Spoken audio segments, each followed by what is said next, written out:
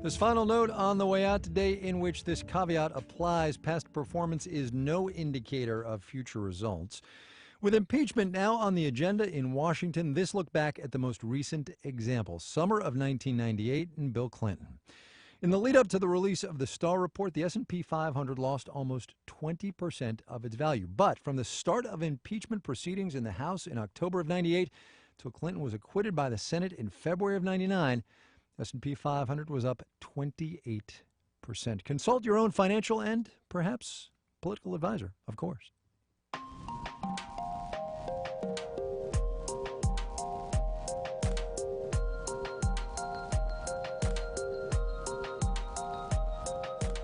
Marketplace is supported by the United States Postal Service, offering U.S. postage stamps for purchase at more than 40,000 supermarkets, drugstores, office suppliers, and wholesale clubs.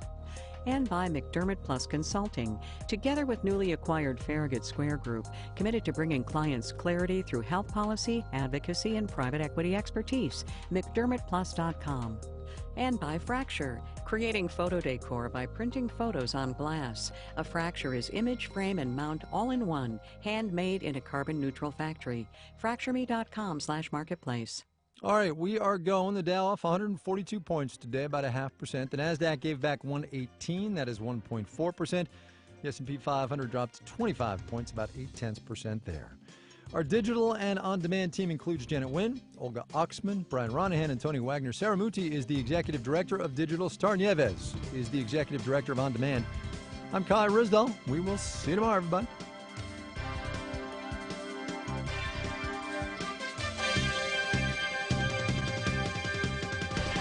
This is APM. You have been listening to Marketplace, made possible by Ameriprise Private Wealth Advisor Kevin Murphy. Whatever your passions in life, Kevin Murphy can help you plan for the life you want, today and well into the future. With the right financial advisor, life can be brilliant. You can call Kevin Murphy at 318-861-3521. Office is located at 738 North Ridge Loop in Shreveport, Louisiana. Ameriprise Financial Services Incorporated, member FINRA and SIPC. You're listening to the voice of the community, member-supported Red River Radio, a public radio service of LSUS. At 89.9 FM, this is KDAQ, Shreveport, Bossier City. At 90.7 FM, KLSA, Alexandria, Pineville. At 90.9 FM, KBSA, El Dorado, Magnolia, Camden. At 88.9 FM, KLD in Lufkin, Nacogdoches. And at 100.7 FM, KTYK, Overton, Tyler, Kilgore. Celebrating 34 years, this is your public radio station, Red River Radio, the voice of the community. It is now 6 o'clock.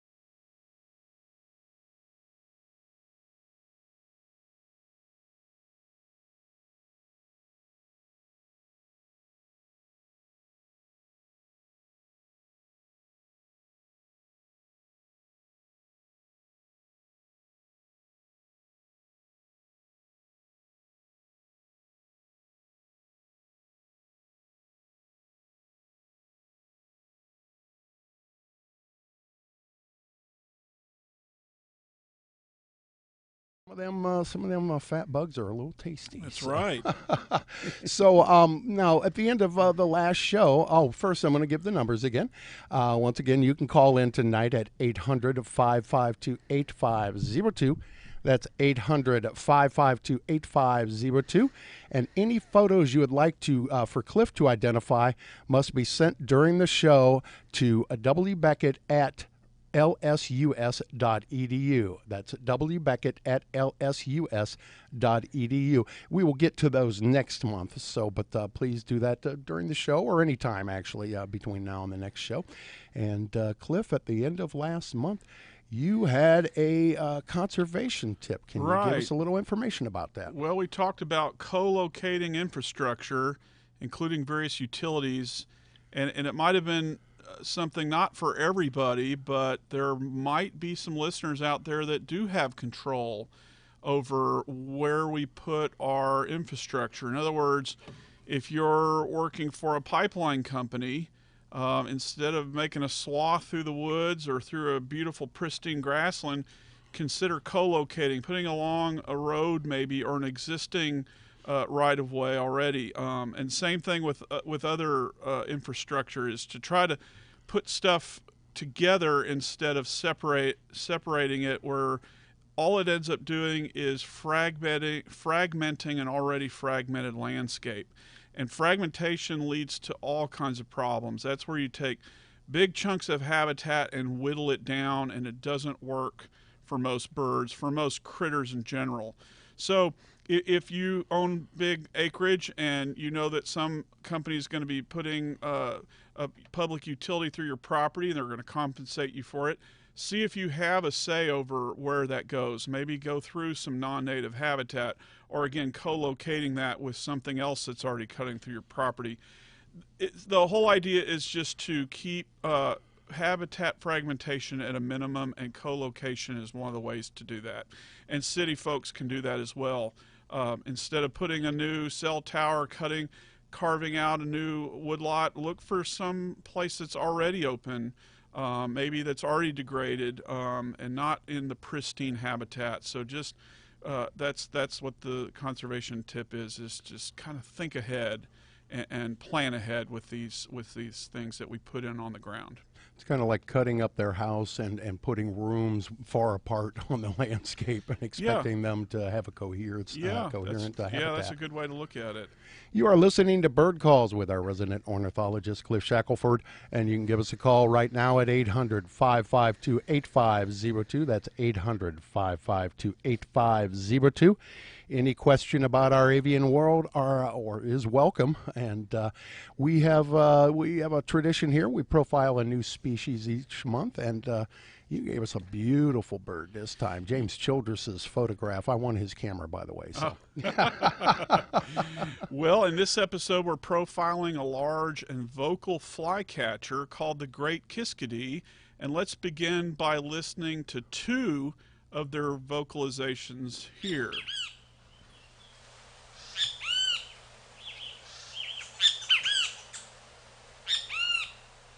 You can hear it. You can hear it say its name, Kiskadee, or Kicker. And let's hear the second.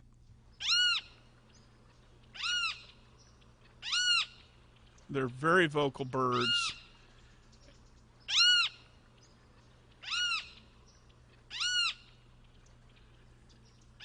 So the name Kiskadee is a mnemonic, meaning it's named for what its call sounds like the bird is trying to say. So once known as the Derby flycatcher, this bird has one of the most extensive ranges throughout the lowlands of Central and South America, from Mexico south through Argentina.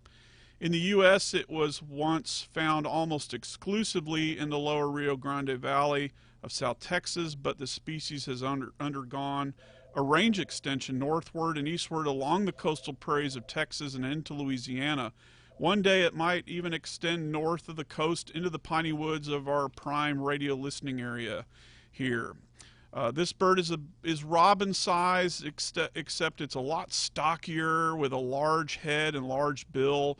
The Kiskadee is quite colorful and conspicuous with a black and white striped head, bright yellow breast and belly, brown back, and wings and tail that are tinged in a bright, noticeable rusty color.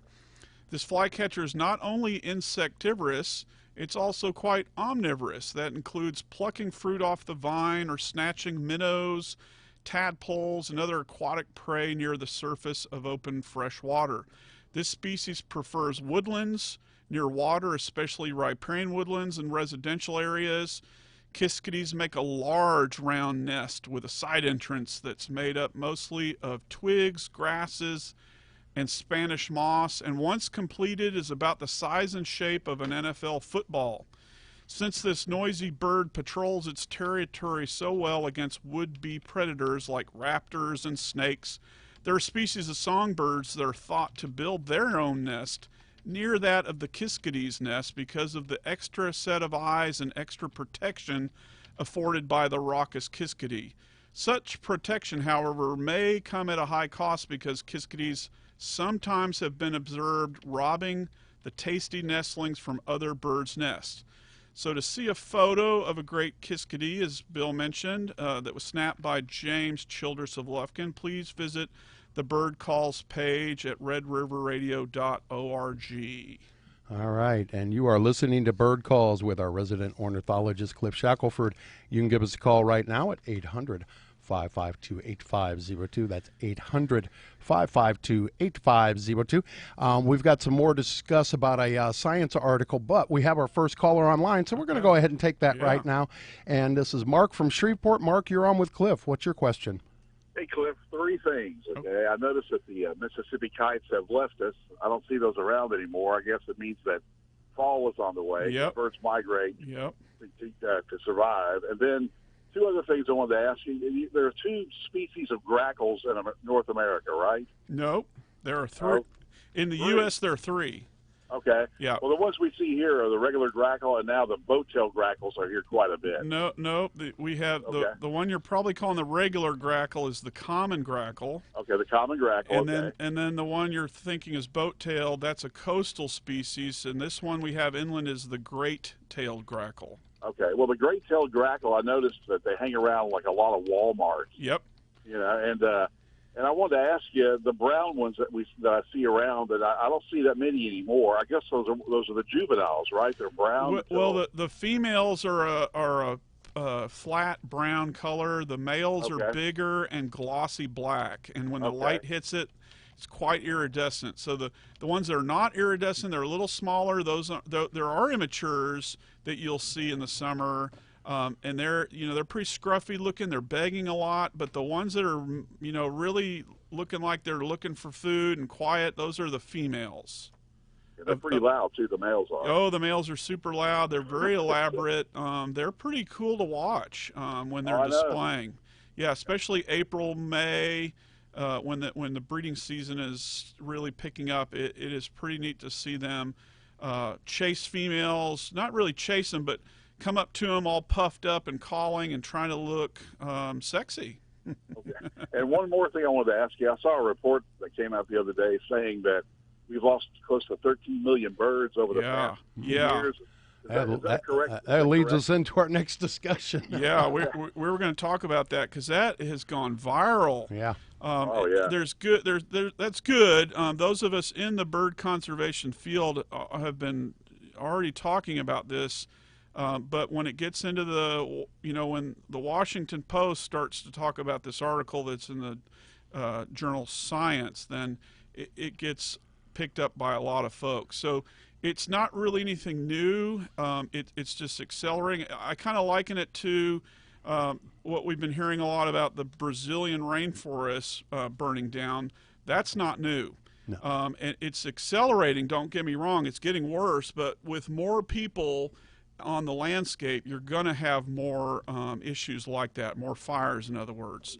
So, but yeah, to your first question, the Mississippi kites are trickling to an end. Their peak migration was about 3-4 weeks ago, and they're pretty much finishing.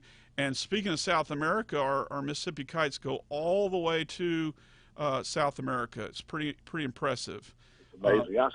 There are so many. I saw so many Mississippi kites along the river this year. Yeah. It was amazing. Yeah, they really like our river corridors. So the Red River corridor is fantastic, all the way from where it starts up near, in the South Plains of Texas near Lubbock, and flows all the way down and becomes actually the Red River. When you're getting to Wichita Falls, of course, it's already a pretty mighty source of water, and then when it goes down towards Lake Texoma and beyond, it gets bigger and bigger. But yes, Mississippi kites really love the Red River Valley. They love the Great Plains to the north of that. This is kind of a newish phenomenon.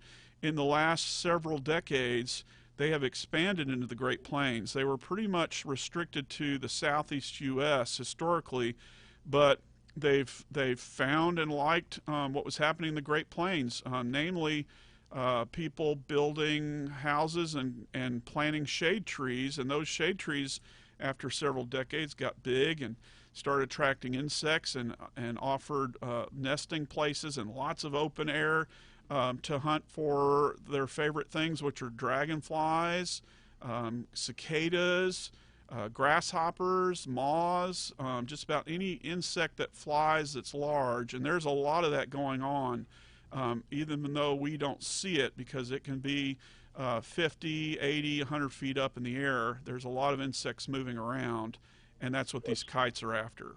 Well, they're fun to watch. Well, look, yeah. I enjoy your show. It's great. And I'm glad you clarified that about the grackles, the three different species. Yeah, I didn't know that. Yeah, great. And you wonder sometimes, where do these grackles breed? I mean, my God, there's thousands of them. Yeah, they breed colonially, and there's safety in numbers when you do that.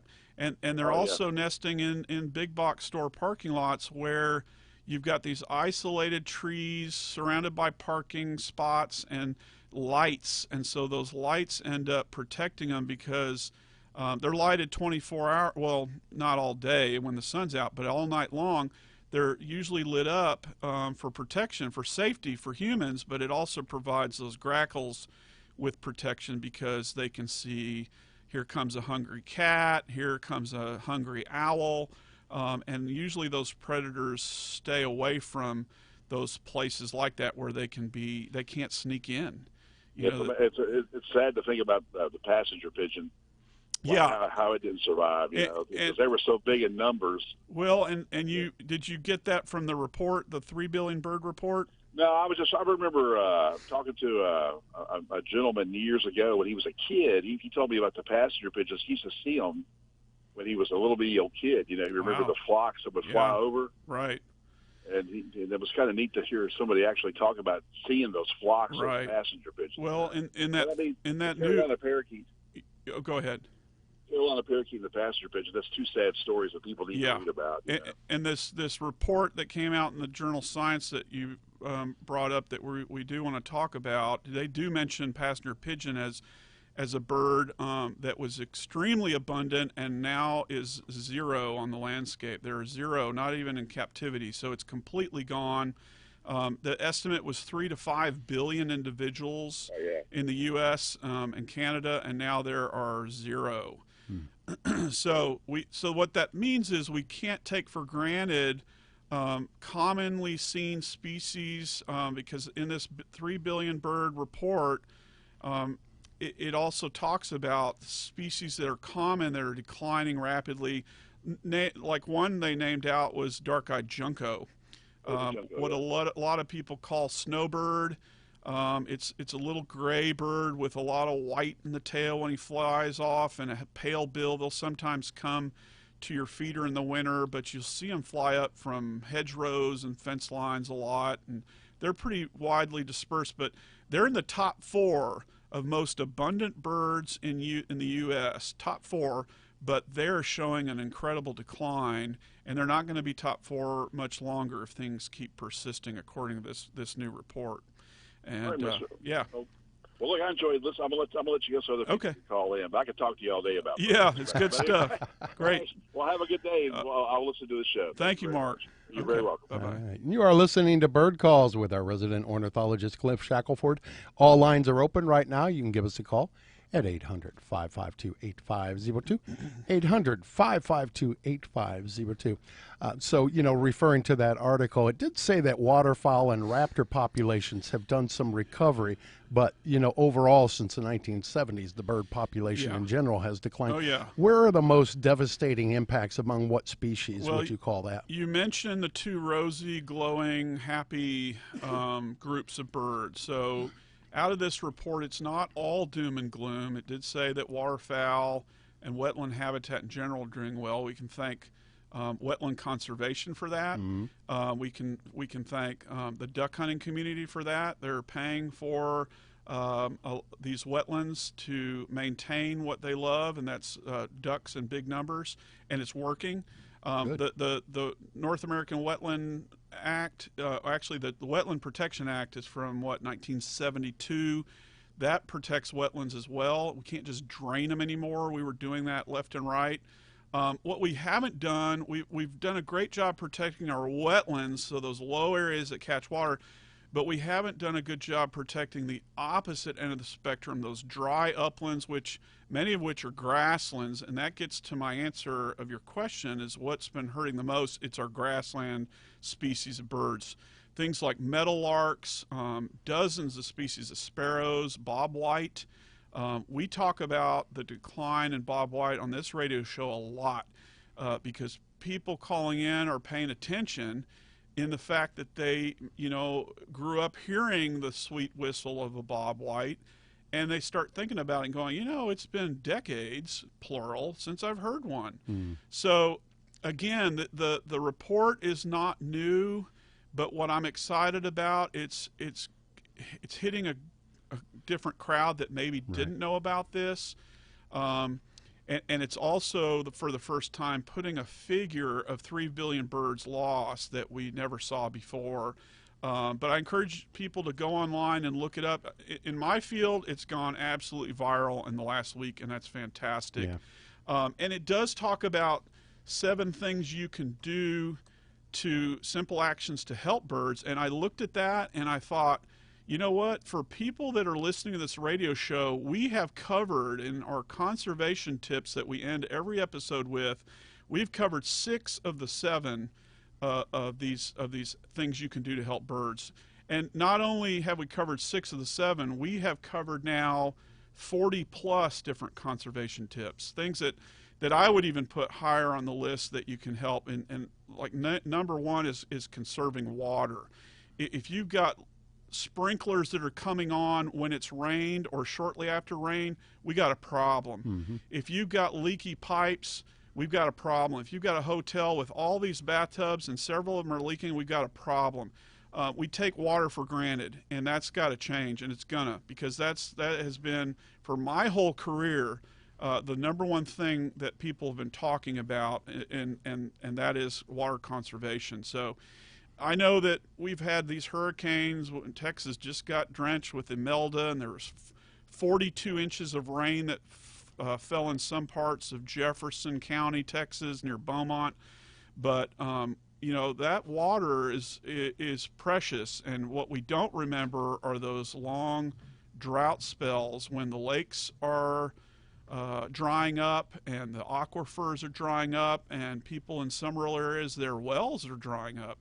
So it comes and goes, but it's going away more than coming. And as we keep increasing as a species, our needs for water are increasing. So anyway, I was pretty excited that on this show we talk about this. And again, the folks that have been listening to the show, it's 6 years old now. If you've been listening to every episode, and if you haven't, you can go back and listen to podcasts. You go to the Red River Radio Bird Calls webpage, and Bill has set up even one called the Quick Access to Bird Calls. If you just do a Google search for Quick Access Bird Calls, boom, here come all the episodes, and you can listen to them. And if you want to hear the conservation tips, just scroll to the last 58 minutes of the 60-minute show, and that's what we end with. And again, we've covered about 40 different, I have the number here. Let's see what we've done. Yeah, we're last month was our 40th conservation tip. So that report says 7 things you can do, and we've given 40. And again, these are voluntary. No one's twisting your arm telling you to do it, but if you can do a few of these, you're doing good things for wildlife, and you're doing better things for the planet. Natural landscaping is one of the keys. Huge. No imported grass, nothing that needs excessive water. You know, if it's That's not right. going to grow naturally in this environment, then it's, you know, it's a water absorber rather than a replenisher of the soil. That's right. And I'm looking at the report, not the report, but the 7 simple actions. That one that you just listed was number 3. They're not really in any particular order, but it's number 3. And I looked back and we covered that same topic in November 2014, almost 5 years ago. Yeah.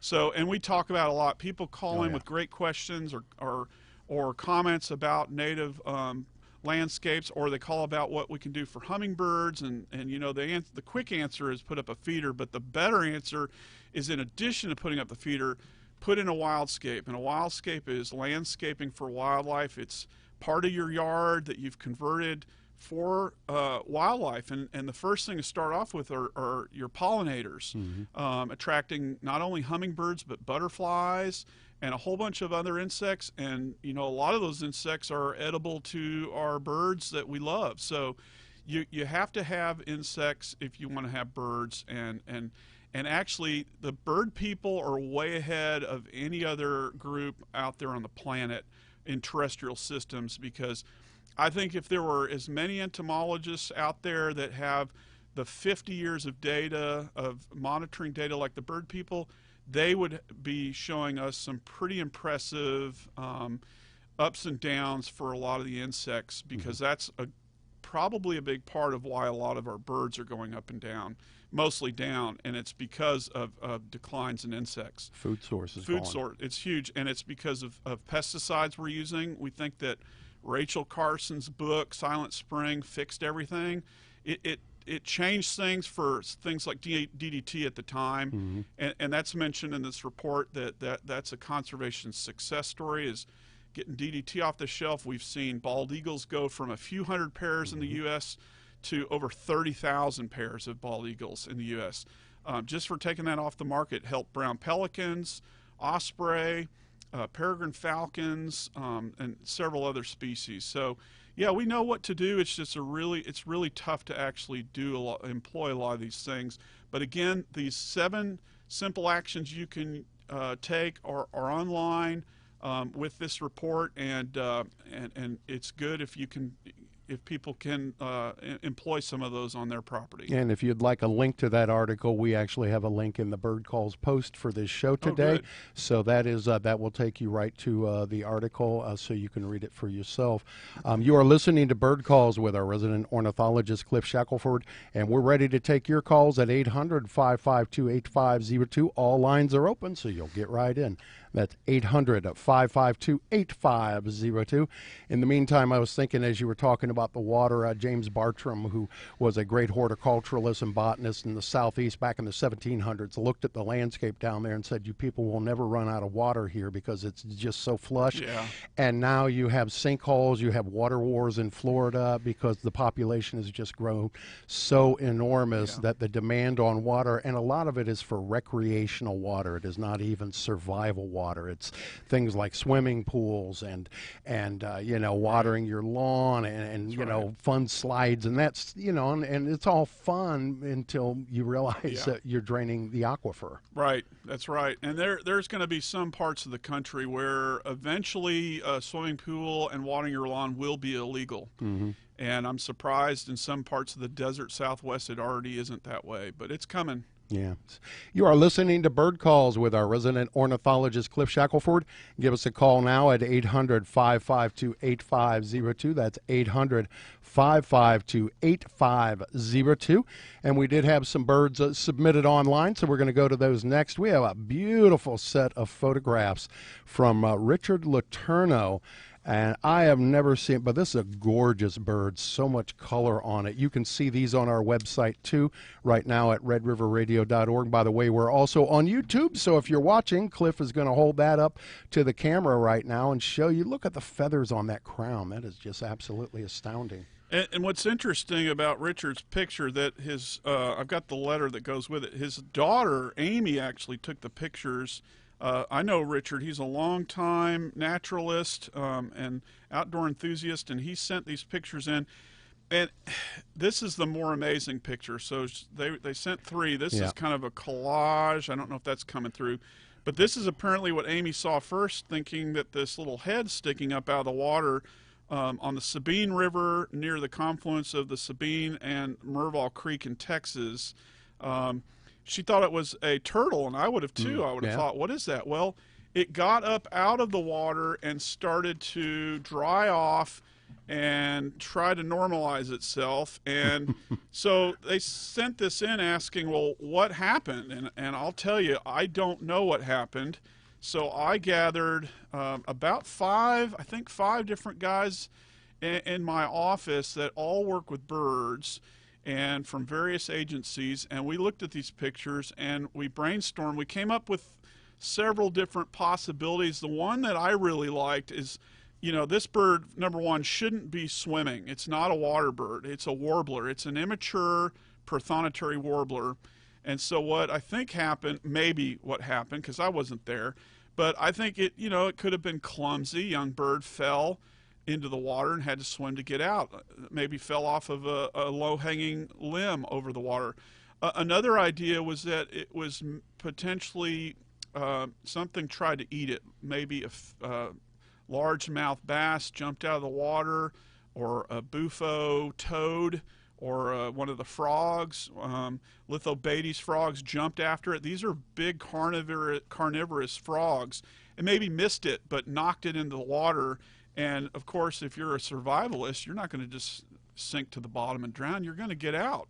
So this is not typical. You would normally not see a prothonotary warbler, especially a juvenile, swimming across open water like these pictures. So it's pretty cool. And you said these are up online too? They are online, yes. I encourage people to look at this, because this was really, really cool. And I really want to thank Richard for sending it, and for Amy for being out in the woods, kayaking and noticing something and snapping a picture.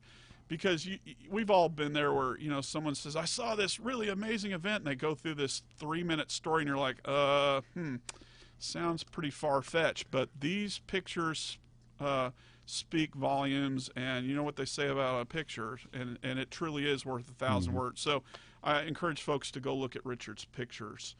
You are listening to Bird Calls.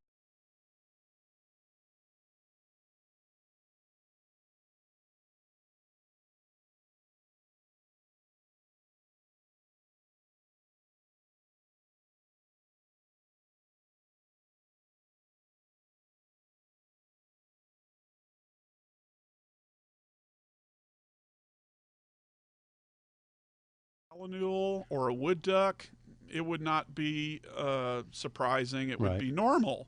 But a warbler just doesn't do that. Yeah. So pretty cool. All right, we have a caller online. Dan from Youngsville, Louisiana. You're on with Cliff. What's your question tonight, Dan?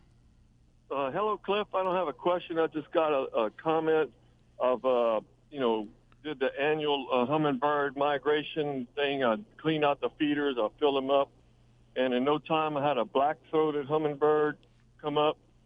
And I've got some in the backyard and one in the front yard. And another one came up, and, of course, they started fighting because they wanted the territory, right? Yeah. So, well, one of them decided to live in the front. One of them stayed in the back. Huh. Well, next thing you know, a ruby throat shows up, and they both gang up on that guy. Uh-huh. But, they both I never saw 2 hummingbirds gang up on one.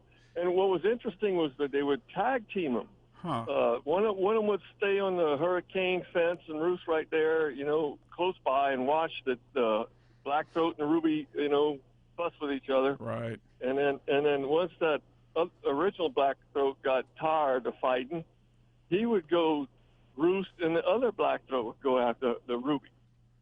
Cool. And, yeah. Well, I never saw that before. I'm glad you brought up hummingbird migration. And by the way, Dan, I hope if you're working, man, I hope your supervisor doesn't recognize your voice, because he or she would probably think you're playing hooky and staying home and watching hummingbirds, because all your observations suggest you are enjoying it and you're really paying attention. So you keep burning up that sick leave so you can watch hummingbirds. Yeah. I'm just kidding. Well, the ones in the backyard, the 2 feeders in the backyard, I can sit in my easy chair and look out my cool. big window and look at them. Yeah. In the front yard, I actually put up a webcam that had when my dog had puppies. Oh. I put the webcam in the front yard, just watching the hummingbird feeders. So wherever I'm at, if I'm at work, and I feel like looking at it, then I'll look at it. Hey, that's really cool. I didn't say that. I don't do that at work. Never mind.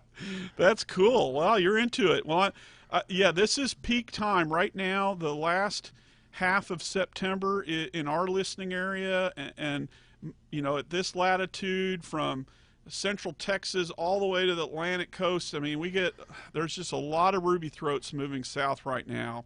So 4 parts water, 1 part sugar.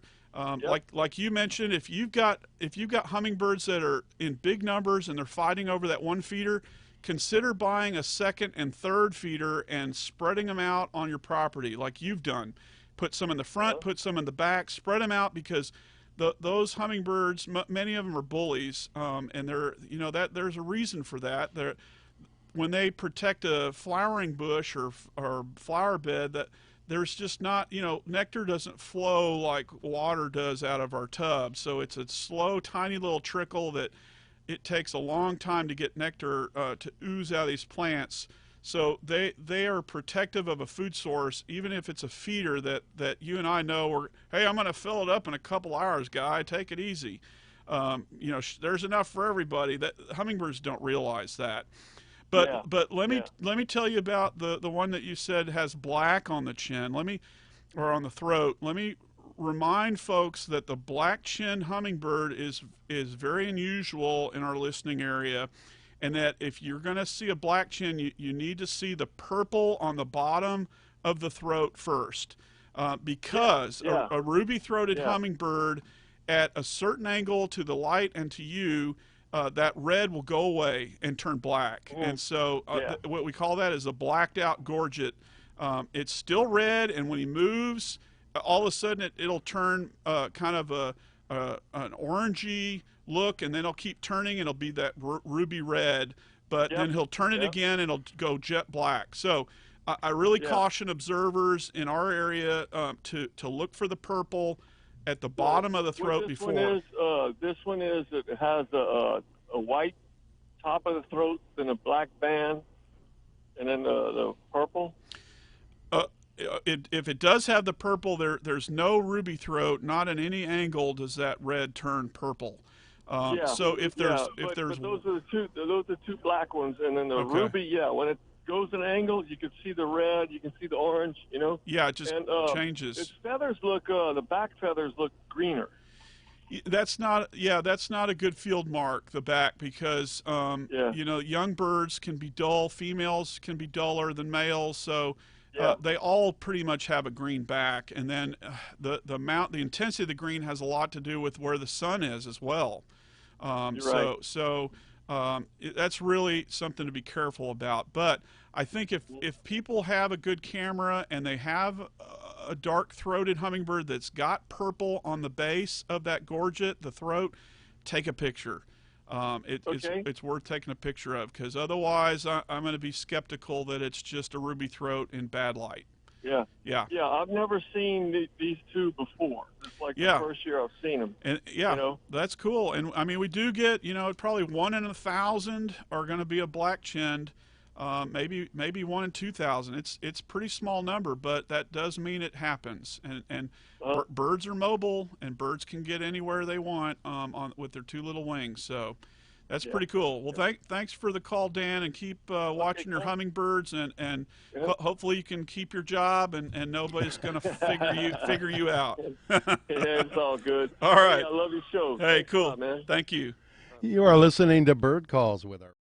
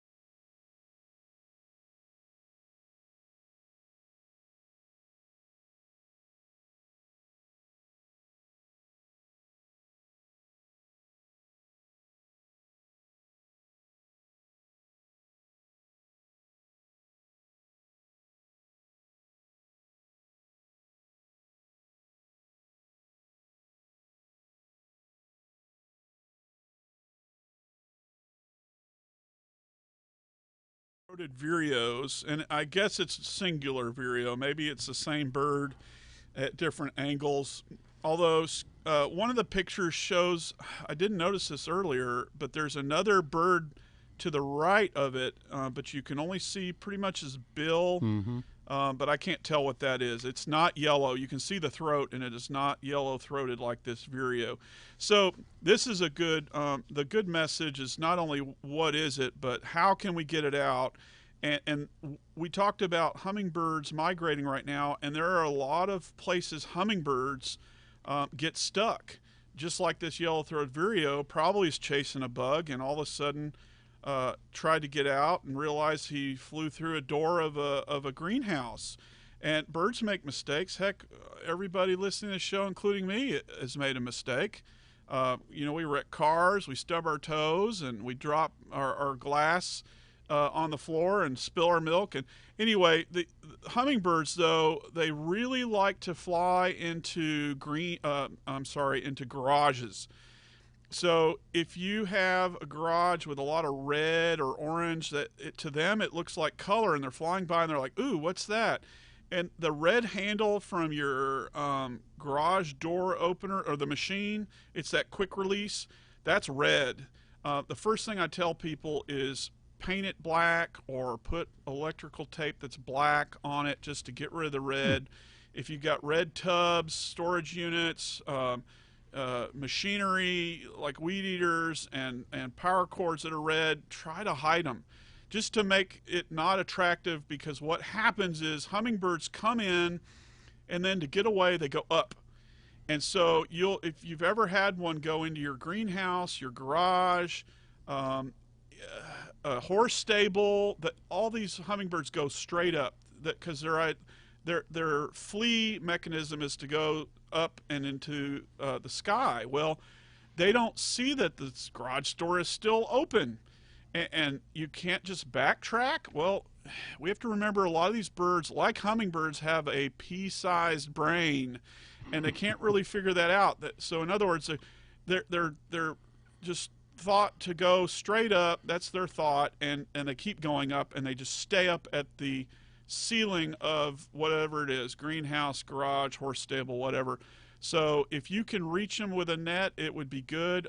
Usually what happens, though, they tire out, they run out of juice, and they come down. They usually fall down or perch where you can grab them. If that's the case, if you are still able to grab the hummingbird because it's so weak ahead of time, if you know that hummingird's stuck and he's still swirling around, make some hummingbird nectar if you don't already have that.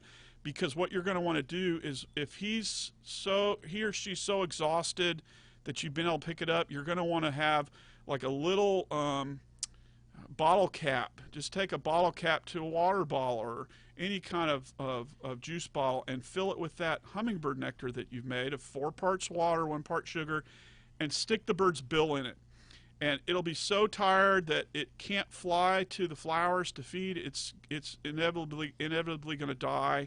But if you stick his or her bill into that sweet nectar that you've made, it'll start drinking it. It'll get just enough to give it the juice to get on out of there. And watch what it does when you do let it go. It's going to go straight up and out of there. So be prepared for that. And this is the time of the year where we've got tens of thousands of ruby throats passing through. So keep an eye on your garage, and now you know what to do. Don't call anybody, because this is happening so often, and rehabbers are busy enough. You can do this on your own and free that hummingbird, and it'll make you feel really good.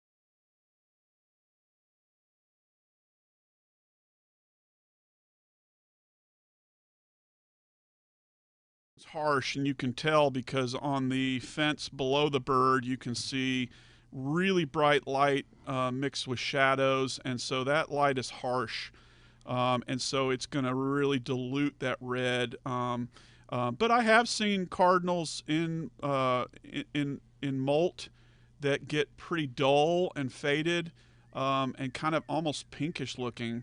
But this is definitely a lighting issue, because you can tell this is a red, very red cardinal. And, and you're playing the call right here, or the song of a cardinal. Let's listen real quick. I got a number of these outside my window.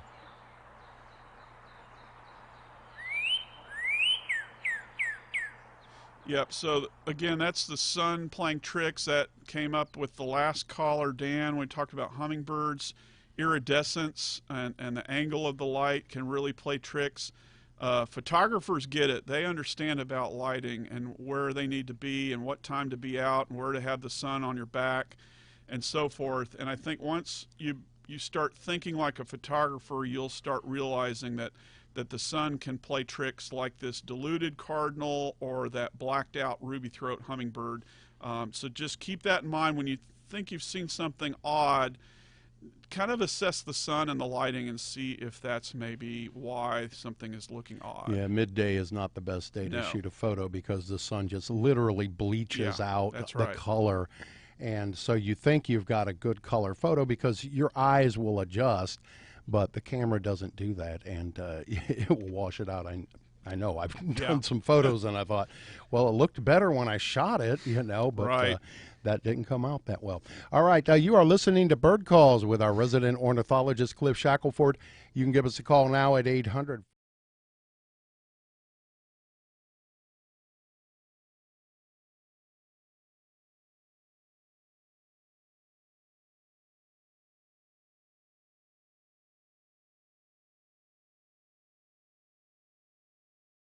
Osprey feeding behavior. On more than one occasion, I've been paddling on a water body and seen an osprey flying from tree to tree for extended periods of time, carrying the same uneaten fish. Mm-hmm. And so it appears to me that they seem to hunt or want to hunt when they're not hungry. And I just wondered if you had any remarks about that. Well, how come it's not a different bird? I mean, without a bird being marked, it's difficult to know that bird is Bob, and Bob is feeding even though he's already eaten. So can we rule that out? Can we rule out that it wasn't replaced? Well, on a really small body of water, for a prolonged period of time, I have felt that I'm seeing the same bird. Okay. Because I wasn't making a great distance with a huge body of water. I was in a small space. Uh-huh.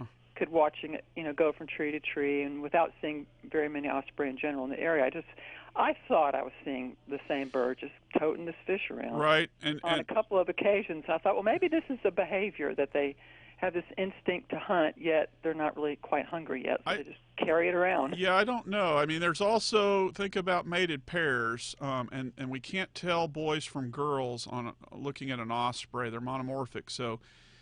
There could always, if it's a breeding pair, there could be, husband and wife, so to speak, that you're seeing. But also, if it is a nesting period, they could be catching a lot to feed young, and so they probably wait a little bit. Sometimes, if a fish is pretty wiggly and you've got young, you don't want to have a fish that's thrashing around. Put that in the nest that could kick out one of your nestlings. So I don't know if maybe it's holding the same fish for extended period to feed it to its young. Maybe for courtship as well.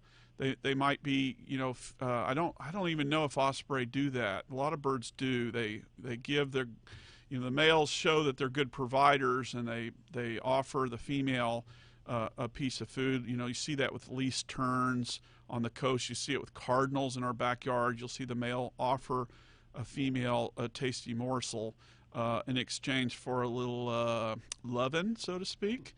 But anyway, on your osprey, I don't know. So, Ann, I think the challenge is going to be for you to really watch that bird and see if it's the same fish or if it's the same individual bird, or what's going on. But I don't have anything to offer except that I don't think that a bird with a full crop is going to keep catching fish for no reason. It takes a lot of energy, and there's no drive if you're full.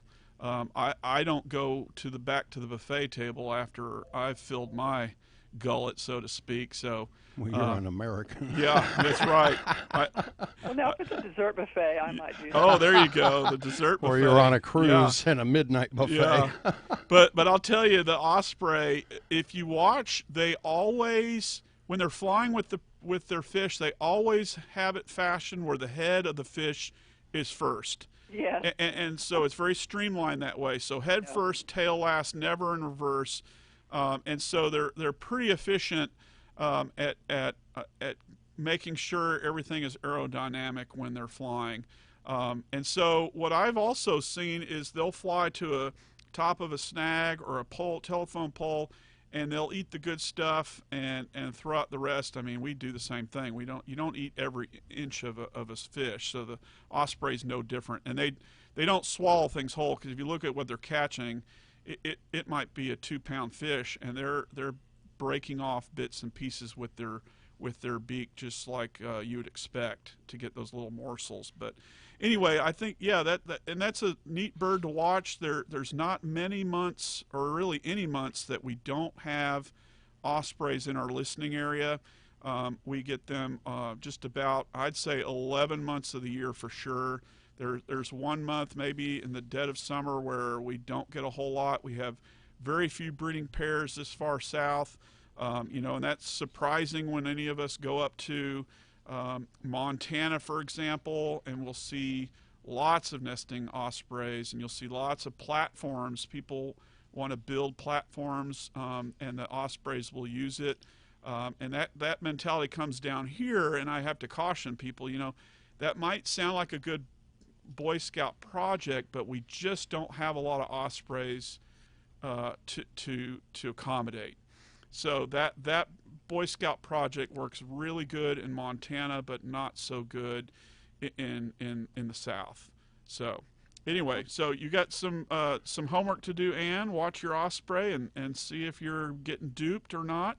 If they're switching out individuals or just carrying the same fish or what. Well, here's a tip too. You can find where it's nesting, and if you just keep it seen, flying back to the same nest, because that's going to be pretty high up in the trees, isn't it? They're not always very high, because a lot of times it's dependent on how tall the tree or the power pole is that they're used. But an osprey nest is easy to spot because it's made of sticks, and it's about the size of a go-kart. I don't know how, how about a dorm fridge? That, I think everybody knows the size of a dormitory refrigerator. That's even small compared to the osprey nest. It might be the size of 2 dormitory fridges. So they're easy to spot, and they can be, I've seen them low, 20 foot, depending on how tall the fork in the tree is, or they really like those big, large diameter trees that have topped over and there's just nothing except this flat top, and they start the nest on that, and that might be only 20-30 feet above the water. But then I've seen them in power poles way up. But of course that's a wetland bird, so it's usually near water, and those nests are easy to spot. Huge. Cool. Okay, Ann. Well, thanks for the call. Great bird. You are listening to Bird Calls with our resident ornithologist, Cliff Shackelford, and you can give us a call tonight at 800-552-8502. That's 800-552-8502. We have about 8 minutes left in our show, and we have Taylor from Mendon on next with Cliff. Taylor, what's your question tonight? Cliff, I'm wondering about, with duck hunting at least, you occasionally see hybrids. It seems like it's typically a hybrid between a mallard and another species. And I was just wondering if there are any other groups of birds that you see that ready hybridization in. Hummingbirds. Hummingbirds and ducks have a lot in common in that they will copulate with just about anything of a like species. And so you see a lot of hybridization, like you mentioned, in waterfowl. You see a lot in hummingbirds as well. We won't really encounter that in Louisiana or East Texas just because we're predominantly in ruby-throated country, and where they're coming and going, they're in the eastern half of the U.S. There's really nothing else. So to see hybrid hummingbirds, you've got to go to West Texas, New Mexico, Arizona, and points farther north, because you've got black chins and broadtails and a whole bunch of species that are mixing together. I want to say that black chin broadtail is one of the more common combinations of hummingbird hybridizations, but there's a really good, I wrote a hummingbird book, but there's another one that Sherry Williamson wrote that's Houghton Mifflin Press, and she's got a plate or two in that book dedicated to hybrid hummingbirds. So if anybody is interested in this topic, look up Sherry Williamson's Hummingbirds of North America, Houghton Mifflin Press, in the Peterson Field Guide series, and you will see all these combinations of hummingbird hybrids and how weird they look. Weird colors and where the gorget is on the male. It's going to be really the males where hybridization is detected, because in general, female hummingbirds look very similar and are hard to tell apart. So it's really in the males of the hummingbirds where you can tell that the parental cross were not of the same species. All right. Well, thank you very much. Yeah. Okay. Good question, Taylor. Thanks. All right. Thank you, Taylor. And we still have time if you can get your call in, but we only got a couple of minutes left.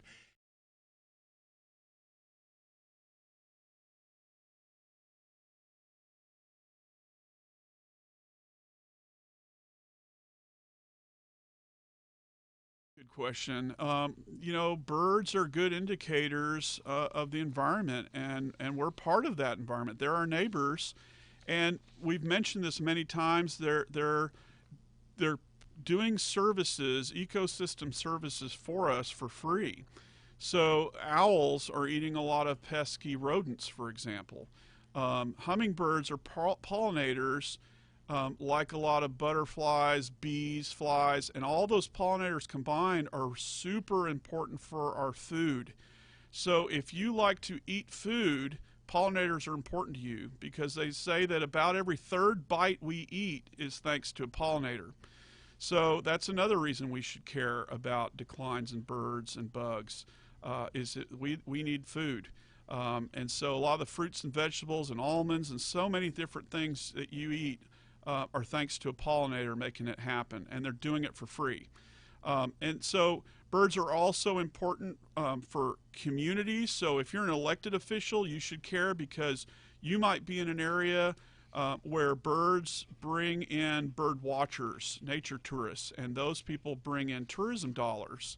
So we would suggest that you pay attention to birds and promote them in your community, because there are people that are coming to your areas to look at birds.